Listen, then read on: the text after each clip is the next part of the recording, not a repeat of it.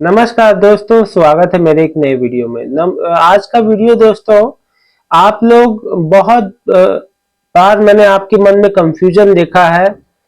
मेरे जितने भी विकलांग विधवा पेंशनियर है, आप चाहे यूपी से है, दिल्ली से है, बिहार से है, कहीं से भी मुझे देख रहे हैं, आप सबका पेंशन जो है डीबीटी के माध्यम से आता है। चाहे आप स्कॉलरशिप लेते हैं, स्टूडेंट है, पीएम जो किसान योजना का पैसा लेते हैं, किसान है, किसान भाई बहन है, डीबीटी के माध्यम से आपके खाते में आता है पैसा। तो ये वीडियो आपके लिए है। इस वीडियो में दोस्तों आपके मन से मैं सारे कंफ्यूजन निकाल दूंगा।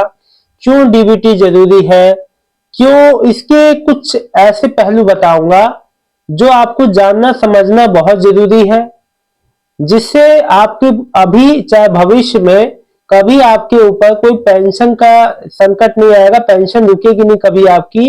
इन सब बातों का ध्यान रखा करिए आप लोग, बहुत जरूरी है।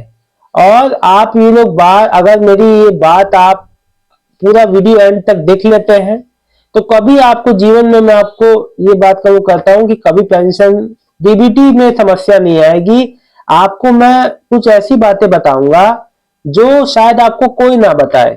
ये बारीकियां, ये बातें आपको समझना बहुत जरूरी है, क्योंकि दोस्तों इन बातों के अभाव में लोग आपको कोई बात बताते नहीं है। आप चाहे बैंक जाते हैं या कहीं कार्यालय जाते हैं, आपको कोई सही जानकारी नहीं देता, जिसके अभाव में आपको इधर से उधर भटकना पड़ता है।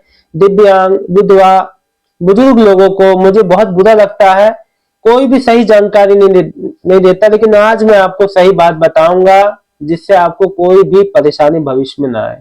चलिए दोस्तों, वीडियो की शुरुआत करता हूं। देखिए, आपको सरकार सीधे आपके बैंक खातों में पैसे देती है अब के हिसाब से, यानी कि डीबीटी के हिसाब से। डीबीटी के सहारे आपको पेंशन आती है, डायरेक्ट बेनिफिट ट्रांसफर। पहले क्या होता था, हम लोग कोई भी बैंक, भाई, भतीजा, चाचा, किसी का भी अकाउंट दे देते थे अपने खानदान में, उसके खाते में पैसे आ जाते थे। लेकिन लाभार्थी के खाते में अब क्या है, जो लाभार्थी है उसी के खाते में पैसे आएंगे, किसी के खाते में नहीं आएंगे। वो कैसे आएंगे? डीबीटी के माध्यम से। आप चाहे अपने फॉर्म भरते समय मान लो गलती से कोई दूसरा अकाउंट नंबर भी भर दिया, लेकिन उसी खाते में पैसे जाएंगे जिसमें आपके आधार आपका जुड़ा हुआ है। यानी कि आधार नंबर तो आपका सबसे पहले लिया जाता है, उसी आधार नंबर से आपका बैंक खाता भी जुड़ा रहता है डीबीटी में।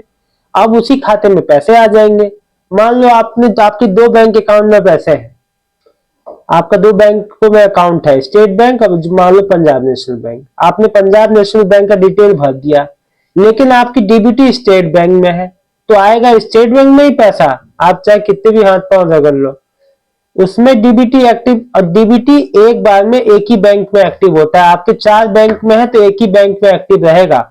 आप उसको ट्रांसफर कर सकते हो ऑनलाइन एमपीसीआई की वेबसाइट के थ्रू। मैंने उस पर एक अलग से वीडियो बनाया है, उसमें मैं डिटेल नहीं जाऊंगा, वीडियो बना दिए, आप उसको देख लेना, आई बटन में लिंक दे दूंगा। ठीक।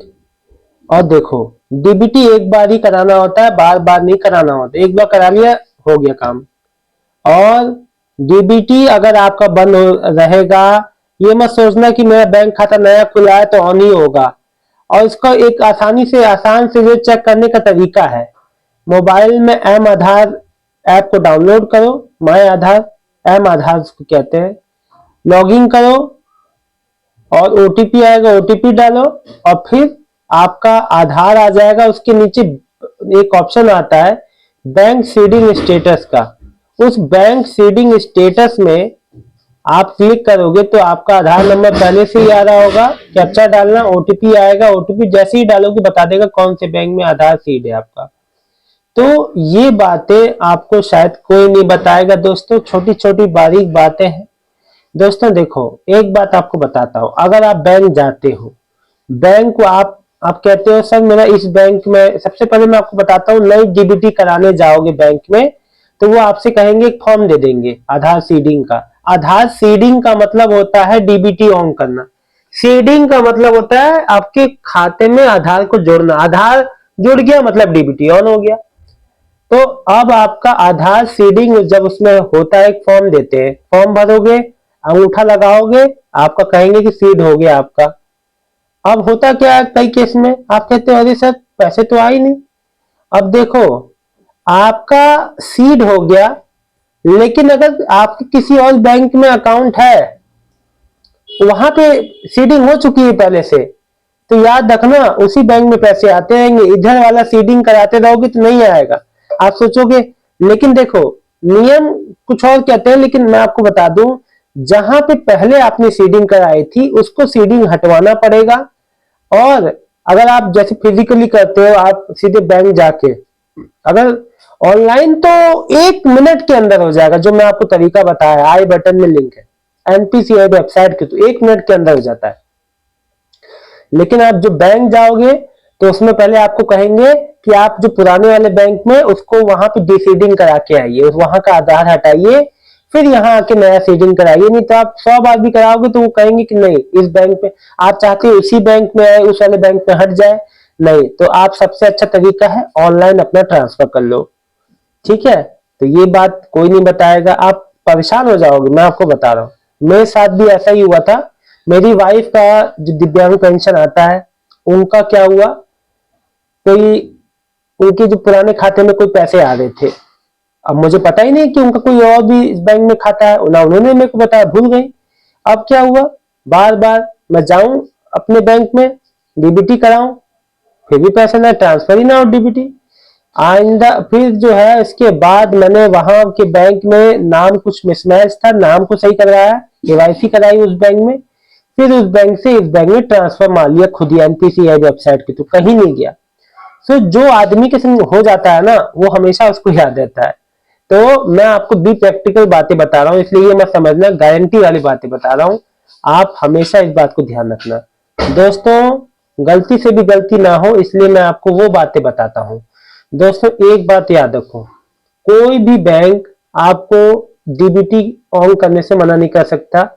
अगर कोई नहीं आपका जो करता है, तो देखिए हर बैंक में के लिए जो बैंक लोकपाल होते हैं, नंबर भी अवेलेबल होता है, आप वहां पे भी अपने जो है कंप्लेन जो कर सकते हैं अगर कोई मना करता है तो। और इसका हर चीज का उपाय है। ठीक है, कोई अब मैं ही बहुत ज्यादा परेशान था, आपको असलियत बताता हूँ, जब अब मेरी वाइफ का डीबीटी ऑन नहीं हो रहा था। ठीक है, लेकिन मैंने खुद से किया और वो मिनटों में 1 मिनट नहीं लगा एक बैंक से दूसरे बैंक में डीबीटी को ट्रांसफर करने में। दोस्तों थोड़ी सी नॉलेज हो तो हमें कहीं भागने की जरूरत नहीं है, लेकिन ये थोड़ी सी बात भी कोई नहीं बताता है। इसलिए कहता हूं समझदार बनिए, वीडियो को देखते रहिए मेरे। और डीबीटी को लेकर देखो, एक बात बता दो, केवल नए कई लगभग 90% नए पेंशनियों का पेंशन रुकता है, उसमें कारण यही होता है कि उन्होंने डीबीटी नहीं ऑन कराया होता, बाकी सबका सब कुछ होता है।